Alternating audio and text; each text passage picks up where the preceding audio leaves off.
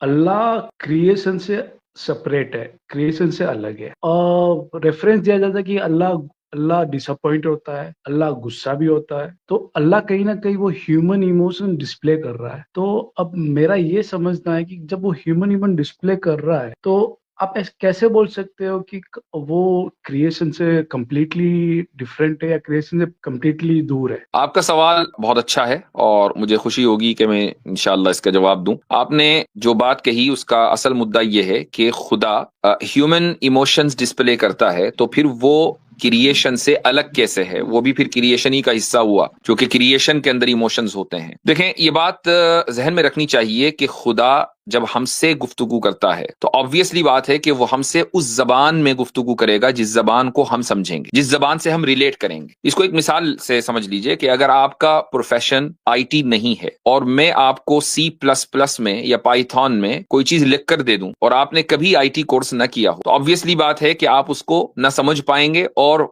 अगर मेरे अलावा सी प्लस प्लस लैंग्वेज या जावा लैंग्वेज या पाइथन कोई ना जानता हो दुनिया में, तो फिर वो बात कभी कोई समझ ही नहीं पाएगा। खुदा हमसे गुफ्तगू करता है हमारी जबान में, लेकिन उस जबान का स्टैंडर्ड इतना आला होता है कि एक इंसान उस जबान के स्टैंडर्ड को पहुंच नहीं सकता। लेकिन अल्फाज वही होते हैं जो अल्फाज मैं और आप बोलते हैं, समझते हैं, जिसको हम रिलेट कर सकते हैं। अच्छा, इसीलिए खुदा ने कुरान में और आप सल्लल्लाहु अलैहि वसल्लम की जबानी हमें कुछ उसूल दे दिए। वो उसूल ये दिए कि भाई खुदा इंसान नहीं है। वो उसूल ये दिया कि खुदा जैसी कोई चीज नहीं है, लैसा कमिस्लिही शै। खुदा ने एक प्रिंसिपल बयान कर दिया कि उस जैसी कोई चीज क्रिएशन में है ही नहीं। जब ये उसूल आ गया, अब हम इस उसूल को, प्रिंसिपल को सामने रखेंगे और उसके बाद वो आयतें देखेंगे जहां मसलन ये हदीसें देखेंगे। मसलन खुदा के ताल्लुक से एक हदीस में यह है कि वो हंसता है। खुदा के ताल्लुक से एक हदीस में यह है कि वो खुश होता है। तो ये जो खुश होना, हंसना, ये सारी चीजें हैं, इसका ताल्लुक है सवाब देने से। यानी जब वो खुश होता है, वो हंसता है, तो इसका मतलब ये नहीं कि वो हमारी और आपकी तरह खुश हो रहा है या हंस रहा है।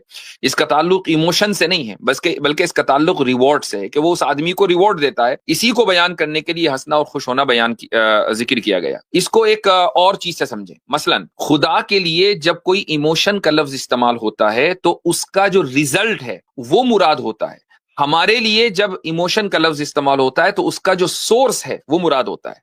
यानी मैं अगर ये कहूं कि मैं खुश हुआ या मैं हंसा, तो मेरे हंसने और खुश होने का जो सोर्स है वो मेरा दिल है, और दिलों के अंदर इमोशंस होते हैं। वो जो अल्फाज हैं वो मेरे इमोशन को बयान करने के लिए आएंगे। लेकिन जब यही अल्फाज हम खुदा के लिए इस्तेमाल करते हैं तो वो अल्फाज उन मकसद को बयान करने के लिए आते हैं कि उसका मकसद क्या है, और उसका मकसद है सवाब देना, उसका मकसद है रिवॉर्ड करना।